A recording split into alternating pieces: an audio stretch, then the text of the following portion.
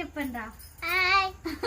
Hi అండి అందరికైతే. ఇంక ఈ రోజు అయితే ఇంక ఇంట్లో పనులు మొత్తం చేసేసుకున్నాను. సాయంత్రం పూట అయితే ఇంకా అంట్లో ఏదో వేసుకొని అన్నం కూర వండేసుకొని పిల్లలిద్దరికి స్నానం చేపించేసి ఇంకా రెడీ అయ్యాం అనమాట. ఇంకా మళ్ళీ భోజనం అయితే వండేసాను కదండి, దొండకాయ ఫ్రై అలానే వేడి అన్నం అయితే చేసేసాను.